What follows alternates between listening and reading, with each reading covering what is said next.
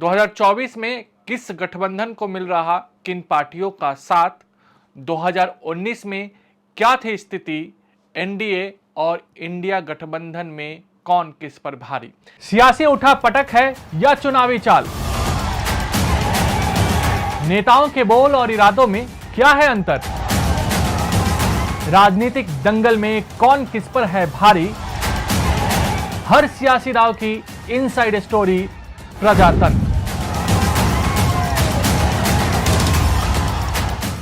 नमस्कार, प्रभा साक्षी के खास कार्यक्रम प्रजातंत्र में आप सभी का स्वागत है। मैं हूं आपके साथ अंकित सिंह।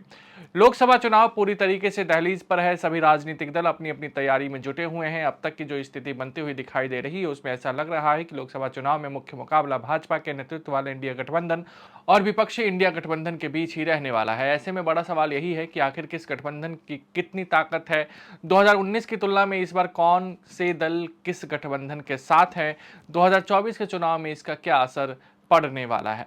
एनडीए की ताकत, इसमें कोई दो राय नहीं है कि तमाम सर्वे इस बात का दावा कर रहे हैं कि 2024 के लोकसभा चुनाव में एक बार फिर से भाजपा के नेतृत्व वाले इंडिया गठबंधन सरकार बनाने की स्थिति में आ सकती है।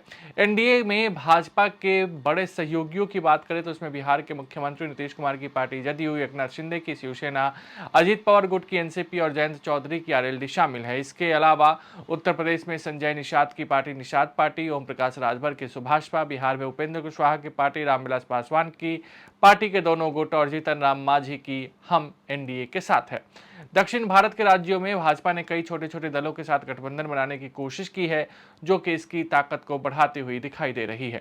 इंडिया गठबंधन की ताकत, इंडिया गठबंधन की बात करें तो कहीं ना कहीं इसमें कई क्षेत्रीय दल शामिल है जो अपने अपने राज्य में बड़ा जनाधार रखते हैं। लेफ्ट के तमाम दलों के अलावा इंडिया गठबंधन को उत्तर प्रदेश में अखिलेश यादव की पार्टी समाजवादी पार्टी, बिहार में लालू यादव की राष्ट्रीय जनता दल, दिल्ली में अरविंद केजरीवाल की आम आदमी पार्टी, दक्षिण में एम.के. स्टालिन के डीएमके, महाराष्ट्र में शरद पवार की एनसीपी, उद्धव ठाकरे की शिवसेना, केरल में इंडियन यूनियन मुस्लिम लीग, केरल कांग्रेस, कश्मीर में नेशनल कॉन्फ्रेंस और पीडीपी, झारखंड में झारखंड मुक्ति मोर्चा का साथ मिल रहा है।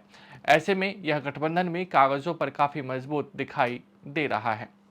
2024 की स्थिति, जो 2019 में भाजपा के साथ थे वे अभी एनडीए में नहीं हैं, तो उनमें उद्धव ठाकरे की अविभाजित शिवसेना, हनुमान बेनीवाल की पार्टी, शिरोमणि अकाली दल, तमिलनाडु की एआईएडीएमके फिलहाल भाजपा के साथ नहीं है। हालांकि भाजपा ने इसके विकल्प भी तैयार रखे हैं। उद्धव ठाकरे से अलग होकर बने शिवसेना फिलहाल भाजपा के साथ है। वहीं दक्षिण भारत में एआईएडीएमके की जगह पार्टी ने कई छोटे और क्षेत्रीय दलों के साथ गठबंधन कर रखा है। नीतीश कुमार की जदयू 2019 में भी एनडीए के साथ मिलकर लोकसभा का चुनाव लड़ी थी। हालांकि बाद में नीतीश कुमार एनडीए से बाहर होकर महागठबंधन में चले गए और इंडिया गठबंधन की नींव रखने वाले नेताओं में शामिल रहे। हालांकि एक बार फिर से नीतीश कुमार ने भाजपा के साथ अपनी वापसी कर ली है। ऐसे में एनडीए गठबंधन मजबूत हुआ है। वहीं इंडिया को बड़ा झटका लगा है। दिल्ली में आम आदमी पार्टी, उत्तर प्रदेश में समाजवादी पार्टी, महाराष्ट्र में उद्धव ठाकरे की शिवसेना 2019 में कांग्रेस के साथ नहीं थी, लेकिन इस बार खड़ी हुई दिखाई दे रही है। हालांकि इंडिया गठबंधन में द्वंद्व की भी स्थिति देखी जा रही है। आम आदमी पार्टी जहां कांग्रेस के साथ दिल्ली में गठबंधन कर रही है, तो वहीं पंजाब में दोनों दलों का एक दूसरे से पूरी तरीके से किनारा है और आक्रामक रवैया भी है। ममता बनर्जी खुद को इंडिया गठबंधन का हिस्सा मानती है, लेकिन बंगाल में कांग्रेस और वाम दलों के खिलाफ उनका आक्रामक रवैया जारी है और कहीं ना कहीं बंगाल में कोई गठबंधन अब तक दिखाई नहीं दे रहा है। कांग्रेस के लिए असहज करने वाली स्थिति वाम दलों के साथ गठबंधन है, क्योंकि बंगाल और त्रिपुरा में दोनों साथ में है, लेकिन केरल में दोनों एक दूसरे के खिलाफ लड़ते हुए दिखाई दे जाते हैं। तीसरी बात, आज इंडिया गठबंधन बीजेपी का मुकाबला कर रही, मोदी का मुकाबला कर रही। जब तक आप मोदी को नहीं हटाएंगे, इस देश में सुख और समृद्धि नहीं रहेंगी, लोकतंत्र नहीं बचेगा, संविधान नहीं बचेगा। संविधान बचना है, लोकतंत्र बचना है, तो आप सभी लोग मोदी को हटाना चाहिए, बीजेपी को हटाना चाहिए, क्योंकि ये हर युवाओं का, हर आदमी का ये इच्छा है। इसलिए भाइयों, पहला काम हमारे नौजवान साथियों से मैं अपील करता हूं, ये आपका काम है, देश का संविधान बचाना, लोकतंत्र को बचाना, ये आपका काम है। और आज जो भी इस ऐतिहासिक पटना में जो वायदे हो रहे हैं, सब लोग मिलके यहाँ पर आए हैं, तो वो आज मजबूती से काम करना चाहते हैं। ये बीजेपी ईडी को लेके, इनकम टैक्स को लेके, विजिलेंस को लेके डराने की कोशिश कर रहे हैं। ये डराने का, धमकाने का काम बीजेपी करेगी, मोदी करेगा, लेकिन हम लोग डरने वाले नहीं, झुकने वाले नहीं। हम कट जाएंगे लेकिन झुकने वाले नहीं।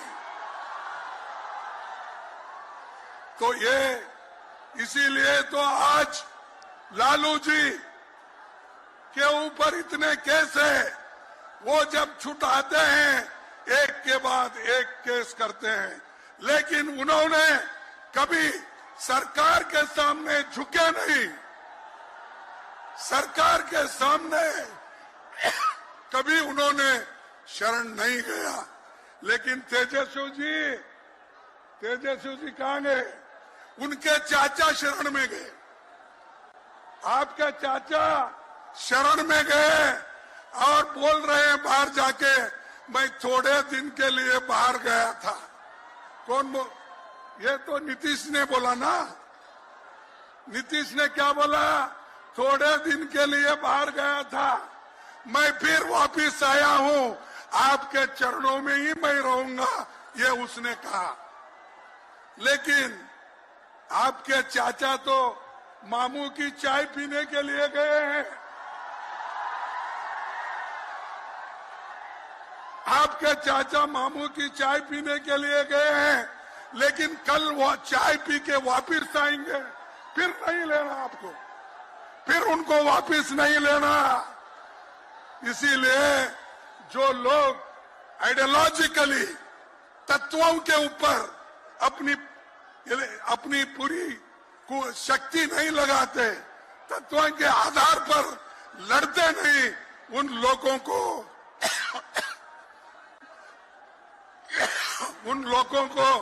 आप कभी लेना नहीं, और फिर हम मिल के करना है। मित्रों, आज हम चुनाव की दहलीज पर खड़े हैं। हमारे सामने दो विकल्प है, एक और देशभक्ति से ओतप्रोत नरेंद्र मोदी का नेतृत्व, और दूसरी ओर 7 परिवारवादी पार्टियों का ये इंडी अलायंस है। इंडी अलायंस आपको तय करना है। देश को दुनिया के 5वें नंबर का अर्थतंत्र बनाने वाले नरेंद्र मोदी का शासन चाहिए, या 12 लाख करोड़ के घपले, घोटाले, भ्रष्टाचार करने वाले इंडी अलायंस का शासन? इन लोगों का मकसद क्या है? सोनिया गांधी का मकसद है राहुल गांधी को प्रधानमंत्री बनाना, लालू यादव का मकसद है अपने बेटे को मुख्यमंत्री बनाना, उद्धव जी का मकसद है अपने बेटे को मुख्यमंत्री बनाना, स्टालिन साहब का मकसद है अपने बेटे को मुख्यमंत्री बनाना, ममता जी का लक्ष्य है अपने भतीजे को मुख्यमंत्री बनाना। भाई, जो अपने बेटे, भतीजे, भतीजी, दामाद के लिए काम करते हैं, वो आपका भला कर सकते हैं क्या? जोर से बोलो, कर सकते हैं क्या? अगर आप भी लेना चाहते हैं देश दुनिया की तमाम जानकारी, तो आज ही सब्सक्राइब करें हमारे चैनल को। साथ ही नीचे दिए बेल आइकन को जरूर दबाएं ताकि हर अपडेट आप तक पहुंच सके।